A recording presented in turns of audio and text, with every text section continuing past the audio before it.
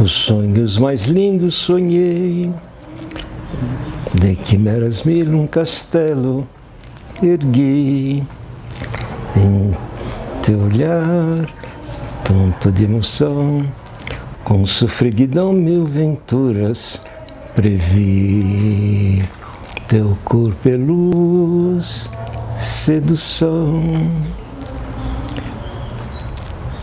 Poema.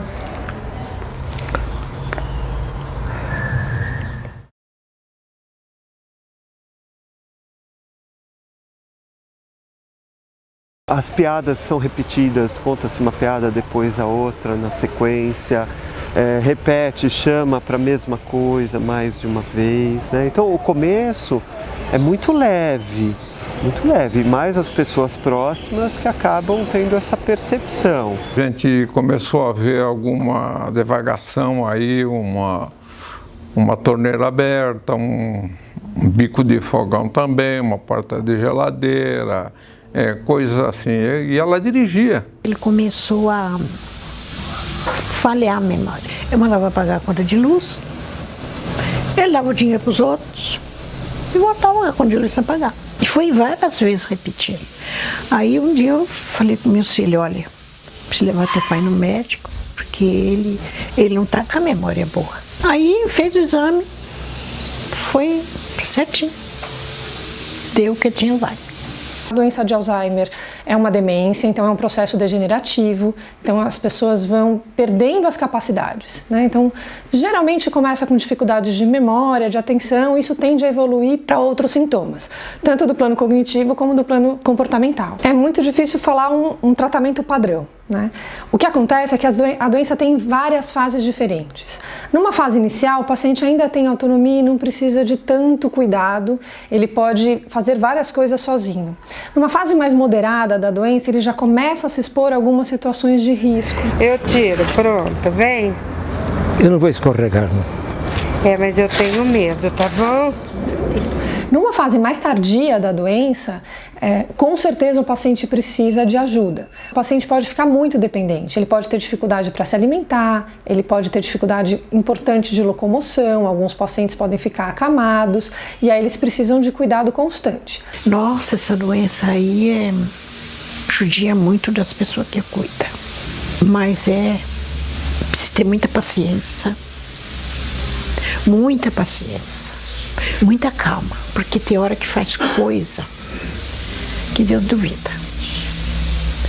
Meu Deus, é muito difícil. Faz tudo errado. Eu vou falar para você o que ele faz, porque se eu for falar o que eu vou ajudar, ele só vai ao banheiro e come com a mão dele. O resto tudo é eu. Até para pôr a roupa. Eu tenho meus passarinhos. O dia que eu tô meio assim, meio querendo desanimar, eu vou mexer nas plantas.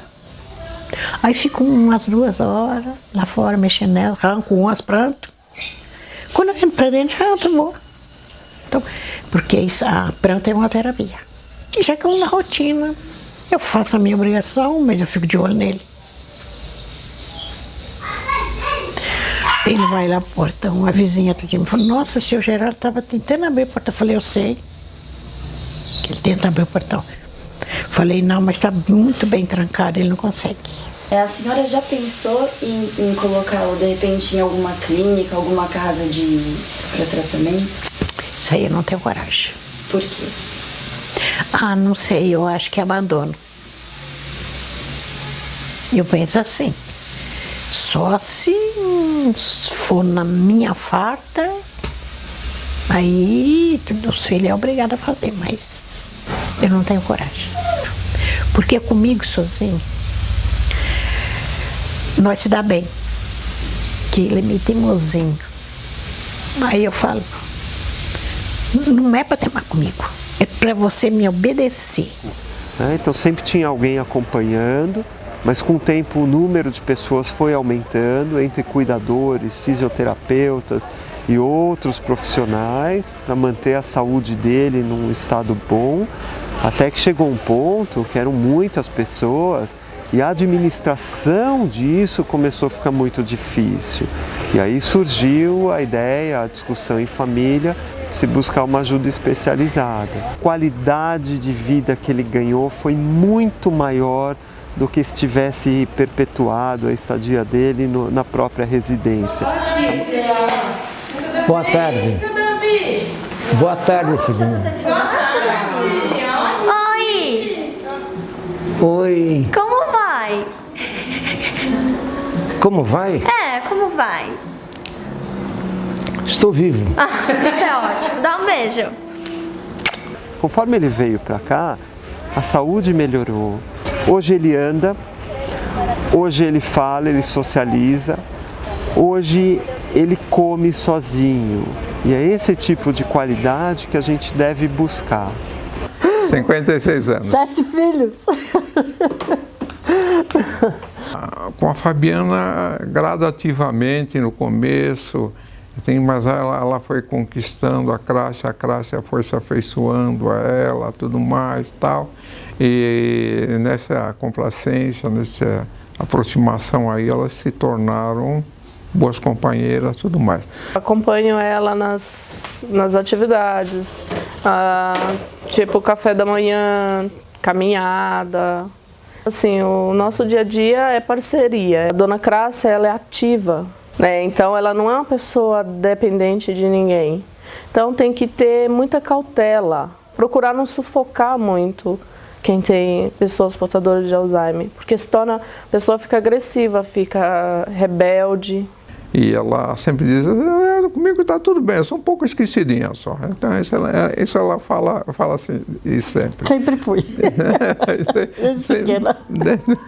Para o cuidador, que tem um grau de parentesco bastante próximo, eu acho que é difícil, mas é comigo que ela dorme.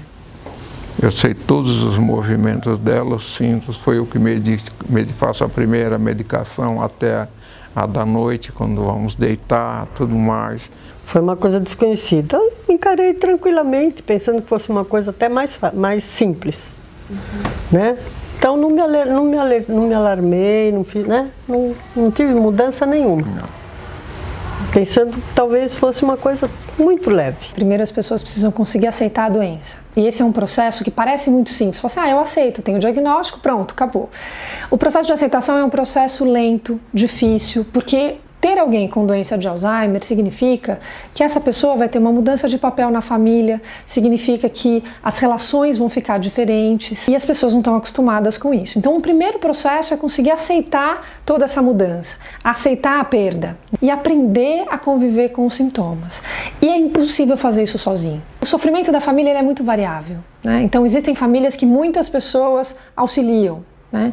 Existem famílias que tem um cuidador que fica muito sobrecarregado. Né? Então, ter alguém com quem dividir o cuidado para poder ter outros momentos, porque a pessoa faz um esforço enorme, o cuidador ele se desdobra para conseguir cuidar do paciente, é um trabalho muito pouco reconhecido e principalmente pelo paciente. Um paciente que já perdeu a memória, né, já não reconhece os próprios familiares, ele já está bastante comprometido e muito provavelmente ele não tem crítica sobre o próprio desempenho e nem sobre o empenho do familiar em relação a cuidar dele, né? O que significa que ele não liga muito. Já aconteceu dele esquecer da senhora alguma vez? Já. Assim? Nossa, ontem mesmo ele falou assim, nossa, a Maria saiu e não voltou. Aí eu falei, que Maria? A minha esposa. Falei, mas quem sou eu então? Ah, não sei. Você é uma senhora que trabalha aqui. Falei, mas é demais. Mas esquece. Talvez tem hora que ele não conhece os filhos. Ele confunde. Ele se mistura. Um é fraco que o outro. O cuidador precisa lembrar pelos dois, né, e cuidar pela história. Então, os cuidadores mais dedicados e que menos se estressam, inclusive, são aqueles que tiveram uma qualidade de relação melhor com os pacientes. Porque sabe que está cuidando pela história que essas pessoas viveram juntas. Sei, eu não tenho preocupação nenhuma. Não sei se é que meu marido também é muito atencioso e tudo, então eu sei que eu estou na mão dele também. Ele é muito inteligente. Tem uma inteligência pai d'éguas, então eu estou tranquila em toma as atitudes. É uma realidade, temos que enfrentar a realidade, procurar da melhor forma fazer tudo, ser bastante complacente, ser bastante tolerante, ser bastante de ouvidos mocos às vezes. Todas essas coisas aí são importantes porque o paciente ele está num estado dele de situação de um problema. Nós não estamos. E tudo que ele faz é de uma forma involuntária. Costumo dizer para ela que nós conversamos muito. E ela fica aí, que vocês estão falando de mim? Ela fica... Você vai me pagar. Estou abrindo meu coração, coisas que ela... Estou abrindo meu coração, né? Então, a Fabi comenta qualquer coisa, eu digo para a Fabi, é do jogo. Todos os filhos visitam, todos os filhos estão presentes todas as semanas e a gente com isso nota também que ele fica bastante alegre quando a gente vem e essa alegria perpetua, né? Isso é muito interessante, não é só momentâneo.